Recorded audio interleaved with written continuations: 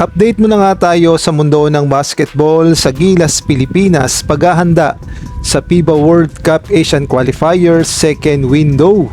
Ito nga mabigat na desisyon at sobrang hirap. Sino kaya ang karapat-dapat o deserve na makapasok sa Final 12 ng Gilas, Pilipinas? Samantalang ito namang si Kai Sotto, tatlong NBA team pala ang posibleng kumuha sa kanya. Ano-ano kaya yon? Ngunit bago tayo magpatuloy, pakipindot naman ang like, subscribe at ang notification bell para updated ka sa susunod kong i-upload. Nalalapit na nga ang unang laban ng Gilas, Pilipinas para nga yan sa FIBA World Cup Asian Qualifier second window.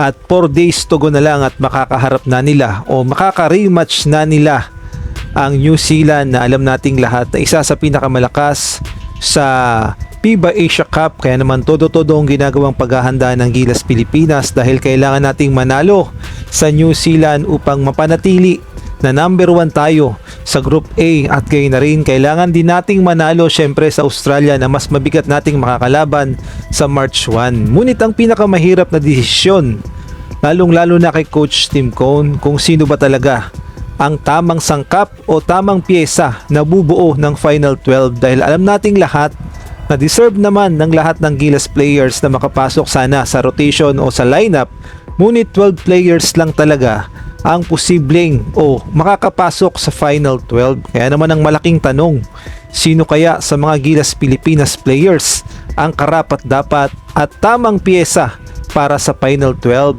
At kung kayo naman ang tatanungin, sa tingin nyo, sino kaya ang deserve sa Final 12? Maaari kayong magbigay ng komento sa comment section.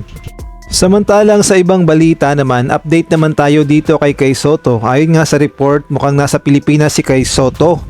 Dahil nga dito sa in-upload ng isang netizen na si Dayan Leocandio, full credit sa yung picture. At dito nga makikita natin na nagpa-picture siya kay Kai Sotto at sa SM South Mall nga yan. Ngunit ang malaking tanong ay magpapakita ba si Kai Sotto sa Gilas Pilipinas practice dahil ilang araw na lamang ang natitira sa Gilas Pilipinas practice at syempre inaabangan pa rin si Kai Sotto na magpakita sa Gilas practice kahit na hindi siya maglalaro. At sa mga nang babash dito kay Kai Sotto na kesyo daw inuuna yung ibang bagay kaysa raw sa bayan, well, wag nating husgahan si Kai Sotto dahil unang-una meron niyang manager at alam nila ang tamang desisyon para kay Kai Sotto at may mga lumabas nga na report na makakaroon siya ng NBA short contract at magandang pagkakataon at opportunity yon para kay Kai Sotto upang patunayan niya na deserve siyang makapasok sa NBA.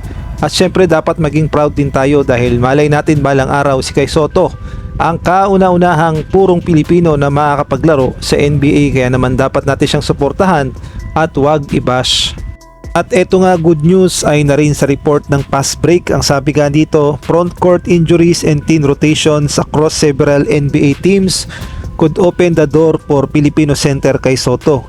FA reported short-term deal materialize. 3 NBA teams that could take a chance on Kai Sotto. So lumalabas na may 3 NBA teams na posibleng kumuha dito kay Kai Sotto kapag natuloy ang kanyang short-term contract sa NBA. At ito nga daw yung mga posibleng kumuha na NBA teams kay Kai Sotto. Nabanggit nga dito yung Sacramento Kings, Utah Jazz at Washington Wizards na pare-parehong nangangailangan ng legit na center. Kaya naman ipagdasal natin na sana ay matuloy yung NBA short contract ni Kai Sotto. Kahit na sabihin mong short term contract lang yan, kapag naman maganda ang kanyang ipinakita, paniguradong bibigyan siya ng guaranteed contract sa NBA. Kaya naman suportahan natin ang ating kababayan na sana ay matuloy siya sa NBA at maging proud tayo lahat na may kauna-unahang purong Pinoy na maglalaro sa pinakamalaking liga sa buong mundo sa basketball, ang NBA.